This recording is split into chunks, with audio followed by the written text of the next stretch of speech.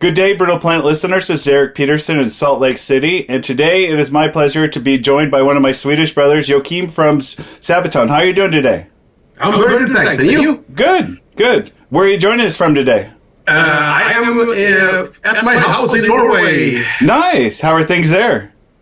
Lots of snow, lots of sun, so pretty perfect, actually. Is Norway opened up again? Pretty much. I still think there are a few things left, but I mean, none of it that would affect your regular life. Okay. I mean, concerts can happen, and you can travel into the country without any problem. Nice. So today we're here to talk about the follow-up to the Great War, which is the war to end all wars, out on March 4th. Would you consider this album a COVID baby? Never heard that before. Possibly, yeah. I mean, several reasons for this. I mean, if it wasn't for the pandemic, this album wouldn't be coming out, basically. Because we probably would have toured until, I don't know, mid or late 21, on the Great War. But we felt like there were stories left untold with Great War. Stories like Christmas Truce, the story of Harlem Hellfighters, and a few others. Then we knew we were like, we really wanted to do those, but we didn't have the right music. Yeah. We have this thing where if we don't feel like it's right, we'd rather not do it than try and force it. And then on top of that, even from announcing the album to the release of the album, we got so many people sending us emails and stuff like, how did you not write about that? And in most cases, how did we not know about that? So we could have written about it, Yeah. And then sort of when we got sent home from Russia, when pretty much the whole world was going into lockdown, we didn't know what to do, and we started writing music, me and Chris, which became Livgardet, and then I just sort of kept on writing, sometimes alone, sometimes with Chris or someone else, and after a while we had a few songs, and it seemed like, I think this is summer of 2020. At that point, we sort of decided that, let's make another one, about World War II and get those stories out there, because there were several fantastic ones that we missed and didn't know about, and we abandoned. So we figured, yeah. So are some of these? So it's safe to say that some of these songs did come from fans saying, "Hey, what about this? Have you heard about this?" Yeah, check this out for sure. I would say the story of White Friday and the Soldier of Heaven, everything about there. Story of Milunka Savage and Lady of the Dark, and a few others. Obviously, there's always a thing where we get a lot of mails from our fans, which is good, but a lot of these mails and suggestions are sometimes things we're already aware of, and sometimes really crazy things. Oh, okay. Like, you should write about Star Wars, which we did now technically with Stormtroopers. Yeah. So, So I noticed that the two singles, or the singles that you had released, were not included on this album. Was there ever an intention to put them on there? No, I mean, the first thing was we wanted to do something for the Royal Guard's 500th birthday. Yeah. That's why we did that one. And then Defense of Moscow was more like, you know what, this guy Radio Topic has done covers of us, Yeah. before. You know what? Let's cover him. Yeah. And then we had Steel Commanders coming out late summer, I believe. Yeah. Which was actually planned for last year's Gamescom, where we were supposed to perform in, 2020 Gamescom. Yeah. So there are a couple of my thoughts on some of my favorites on the album are Hellfighters. I love Hellfighters. It's probably one of the heavier Sabaton songs I've heard in recent years. Who wrote that song? Was that written by you guys or by you and musically, and what was the thematic behind it? Actually, in this case, it was me and Chris writing the music together, and we sort of knew what story we were telling already, because that was one of the stories we really wanted on the album. Yeah. Same thing with Christmas Truce. I wrote that myself, though, but the same thing was going into it really knowing exactly what the song is about. Mm-hmm. but it was good. I mean, but on the other hand, towards the end of writing Hellfighters, me and Chris were both so tired of these intense guitar work everywhere, and it's fun, but after hours upon hours of trying different things, fixing things, should we have it this way, all the options, we just thought, what, fuck this, it shouldn't be this hard, let's just do something fun. Yeah, and that became Soldier of Heaven, actually. Nice. And then Christmas Truce, I mean, when you listen to that song, it just gives you some hope for humanity. Are there any songs particularly that you are particularly proud of on the War to End All the Wars? I don't know, Dreadnought, I believe, maybe. Really? Yeah, okay. There's something about it that reminds me of the kind of music I was listening to as a teen. Could it be like, American band Crimson Glory, for example? Yeah. Also, Valley of Death, which is old school Guitar Hero heavy metal. Yeah. Like Jake E. Lee would Slaughter or Van Halen or that kind of Guitar Hero, guitar-driven hard rock that isn't really made that much anymore. Yeah. So when I listen to your songs and I listen to your lyrics, you're almost immersed in what you're hearing, which is part of the fun of it. But then I start to think, what would it really be like? Have you ever thought about being in those positions that you sing about, what it's really like, what it would really be like to be in one of those positions? I mean, the intensity of it is we couldn't even compare it to anything. I have no experience in that, and I really hope I won't have any. Yeah. But if I have to pick one moment that we sing about in a Sabaton song to be there for that moment, it would be the Christmas Truce. Yeah. I agree. So with the new album comes touring, hopefully. Are you guys planning a conquest of the globe? Yeah, plans of world domination are still there. We are heading out in Sweden, Swedish tour, 30 shows in early April. Okay. Up until mid-May. Then we're starting the European festival summer. After that, we're right now actually looking into options for, where to reschedule the European tour. Also, we're looking into North America, Australia, Japan, and South Latin America, I should say. Yeah. So it sounds like total global domination. Yeah, I mean, in this case, it's just a matter of timing, even more than before, because it's always, tricky to get logistics together. Now we also have to see and wait for clearance for different governments, especially on a European tour when you're dealing with, 25 different governments. Exactly. Depending on how many countries you play. But also, would it be possible for us to go there? Are there venues available? Yeah. Are there your Swedish tour? I know you had Hokoff on there. Is he gonna still do the tour? Yep. Nice. That's the plan. Nice. I was going to ask you about the Judas Priest tour also. You guys you've opened up for them in the past, but never like a full run of shows, correct? Yeah, we've done a few single shows and a couple of festivals together with them, but never a whole tour. How was the experience? We get to do a whole tour now either. So. Yeah. So for what you got to do, how was that experience? Lots of fun. Was it? Super nice.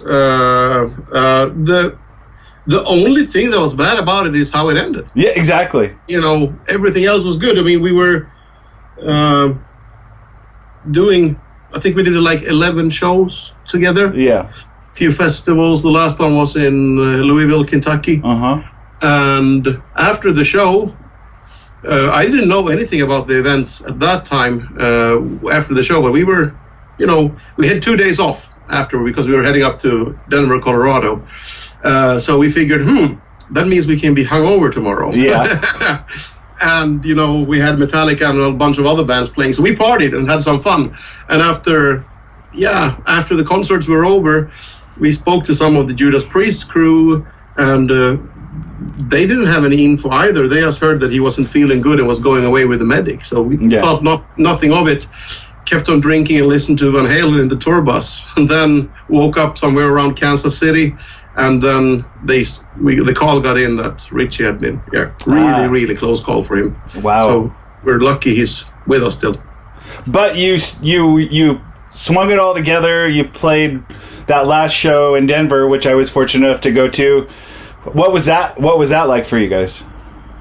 Well, one of the greatest concerts in a while, I'd say. I mean, we had a lot of fun with the Judas. I'm not taking that away at all. Yeah. This was just, I think it was so fun because we decided already that there were no rules. We're going to start with not the whole, but a part of the Judas Priest set.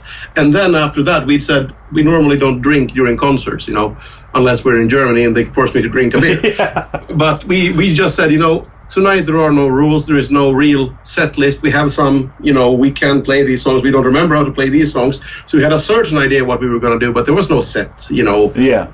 No set list or planned exactly. So we sort of went with the flow. I think we ended up playing for over 2.5 hours. It was closer to 3. It was almost 3 hours. Yeah. Yeah. So lots of fun. And we got Swedish Pagans, 3 times? I don't remember. I think it was. and I wanted to ask you that, to me, as far as I know, that was the debut of the Hello Kitty guitar for you. Are we going to see that in the future? I certainly hope not. One more thing I wanted to ask you is with Tommy has just released a Disney version of Swedish Pagans. Is that something that you're planning on going into on a Sabaton set list? Well, to be honest, my initial reaction was no, but then I thought, I don't know that version. So if that means I get to fuck off and leave the stage, yes, and he stays and does it, then I'm all for it. Okay, all right. So I wanted to tell you too that over the years it seems like Sabaton is turning into as much of a brand as it is a band, which is, to me, is really cool. In 20 years of Sabaton, did you ever think that a little band from Fallen would end up have a Kiss with a little bit of everything from a History Channel to video games? No, I mean, we were drinking beer, listening to Halloween and Judas Priest, hoping that one day we would, get to play on Wacken. Yeah. Never mind headlining it on both stages. That wasn't in our plans at all. But we sort of stuck with it because we enjoyed it, and we still do. So, and these fine side projects or stuff, these are all things that sort of, Sabaton History is sort of something we dreamt about doing since 2004. Yeah. But YouTube didn't exist. Yeah. But remember me and Pat talking wouldn't it be cool if we could have sort of like a mini documentary to every song, because we put so much effort into the lyrics that unless you know a certain amount of the event, you're not going to know why those words were used there. Oh, what's that? Where does that belong, Yeah. The other thing based on that, when can we expect to see a Sabaton pinball machine? Very soon, I hope. Very, very soon, I hope. Okay, good. That's something I would jump on if the quality of the machine and manufacturer is good. I would really be happy to be involved. I love pinball myself. Played a few times. I'm not that great. Not me either. I really, really enjoy it, and I played a lot. So nice. I would be the person heading that part of the... So as someone who has been following you guys for close to 15 years, the first time I saw you was I think in 2012 when you opened up for Accept in the United States. Do you've kind of, I feel like I've seen your crowds grow and grow and grow, and it makes me proud to have seen them grow. What do you think the secret to success is in the United States? Well, I don't know. If we'd known, we'd gotten there sooner, I guess. We've been doing this for 20 years now, or even more, actually. I really don't know. Every country and culture is different, and every band is different. Yeah. People are asking us these things, and it's like, also timing plays a huge role. It does.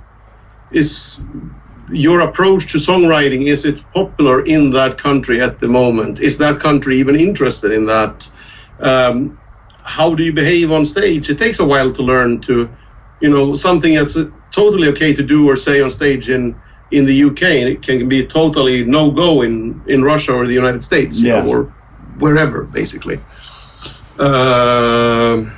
But I guess we've been lucky enough, and possibly one of the reasons is we sort of stuck to our guns. Yeah. Over the years, we know that there is a crowd out there in almost every country for what we do. Some countries, this kind of music is more popular. In some other countries, this kind of music we play is less popular. But there are enough people. We just gotta make them realize we exist, basically. Yeah, exactly. I mean, for me, I feel like persistence is the key for you guys. You consistently just said, we're going to do it, and you dig in, and you do opening, you do headline, you do opening, you do headline, and you just persistently just bash until the door opens. Yeah, sort of. Stubborn Swedes. Yeah, exactly. So, for future projects, have you guys anything you wanted to cover that you haven't yet? Hundreds of topics from all around military history, actually. What about Swedish history? I mean, the trouble is sometimes there's I'll do one example of something we wanted to do for a long time but haven't done. That would be the Napoleonic era or the Napoleonic Wars. Mm-hmm. Hugely interesting. However, there is enough material we know about to make a whole concept album. But is it interesting for us enough? Is it interesting enough for our fans? We don't know enough about it at this point. And there are several other stuff we don't know enough about as well. So we sort of can't choose whatever is most important to a single person or choose what's most important in general, Yeah. But we have to go with what we feel passionate about. Yeah. And those things can sort of change over a year or two. Because I've noticed I'm sort of in love with the discovery phase of things. Yeah. So if I see something about history that possibly could get me going, I sort of start collecting stuff. It could be buy a book here and there. I start, making playlists and buying DVDs or playlists of documentaries. And then I dig into it if there is something when we actually decide to do it. So I actually have a lot of books of stuff I'm interested in that I haven't gotten into, just in case, Yeah. And we noticed that that's the best time to do something, when you're just discovering about it. Take somebody on that same journey, Yeah, exactly. For me personally, I love the Devil Dogs. That was I love the song and I love the concept of it. For me, there was a little bit more to that, the Devil Dogs, than I because your guys' was a World War I theme, but a lot of people don't realize there was devil dogs in World War II, and they were actually dogs, and they were Doberman pinschers that were recruited from people's homes to fight in the war in the Pacific. And they were the Second World War. There was, I think, originally somewhere around the Middle East or Persia, a bear adopted by a Polish regiment, Wojtek, who fought in the Battle of Monte Cassino. Yeah. So, I mean, it's just cool because there's so much heroism in war that you guys can cover to do that. But what about Swedish history? Any more? Yeah, we did the 500th anniversary for the Royal Guard now. I guess there will be a 500th anniversary for Sweden in the future sometime. I guess next 2023. Maybe we should do something for then. I haven't decided yet, or I don't know if it's a good idea. What about anyway? We're only gonna sing in Swedish if it's about Swedish history or connected to Sweden somehow. What about the Vasa? Oh yeah. A short song, very short song. A very short song. Pretty crappy song as well.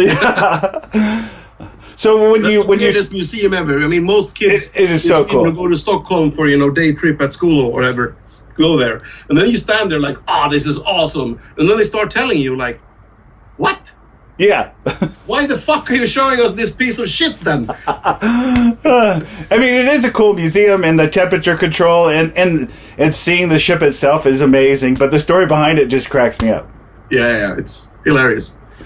So when you sing these songs, in Swedish, do you find that it's hard for translation to English if you decide to do an English translation?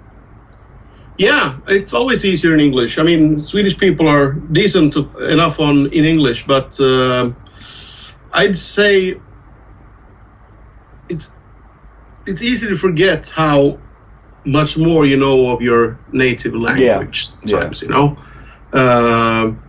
Especially because, you know, when talking about music, I talk almost more about music and stuff in English than I do in Swedish, so that's not really a problem. But how do we talk about these? How many ways can I say snow in English? Exactly. How many could I say it in Swedish? You know, I probably know more in Finnish almost.